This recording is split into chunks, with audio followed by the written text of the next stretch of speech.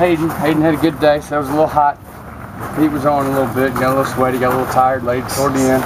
He was good early. Felt good early. And speaking of good days, it looked like KJ Brent had a pretty KJ had a bunch of balls come his way and played well, you know, and it's all about opportunities at receiver, you know, different coverages. You sometimes get more opportunities than others. And he had some balls come his way today and made some good catches. You talked about trying to get set on 6 guys. Is he in the contention for one of those 6 spots? He could be. You know, it's still early. There's a lot of camp left for scrimmage Saturday, and that's obviously when you. Today was the first day we had some pretty good contact, and honestly, it's the first time some of our receivers are not used to getting hit. We took some good hits today, and I tried to remind them. You know, I've never been a part of a good defense that didn't have DBs that hit you hard, and get ready to get hit. And we got some DBs that can fly around. So, but Saturdays, which really separates guys. Tell guys that are ready to go, guys that can compete when they know it's live. And, we'll find out a lot then. But I got a good group. I like my group, but again, still unproven in a lot of positions. When you've got more guys who can play than can play, how do you handle it with guys? How do you talk to them about it? You got to pick out the best. You got to, you know, you're a good player. I like what you do. This guy's a little better than you, and usually they know.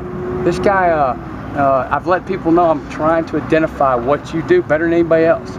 And as a player, make sure that you own one of those skills. Yeah. And you know, I'm constantly talking. This guy does this very well. This guy blocks well. This guy runs well. This guy's quick. This guy's tough.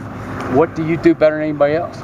And make sure you continue to recognize them and point that out. And if you're not one of those guys that does that, you know, you're a good player, and I respect you, but this guy's a little better than you, he's probably going to play more. Does it matter to you as receiver coach if the ball gets spread around to different guys, or do you like seeing one guy catch 80 balls? I don't mind seeing Alshon catch 150 balls this year. It'd be fine with me.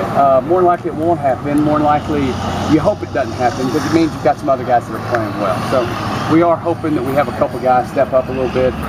Ideally, Alshon will catch less balls this year, ideally. But, you know, if he catches 90, that's fine too. And we're still going to have a lot of situations that we need a ball caught. We're probably going to throw it to him.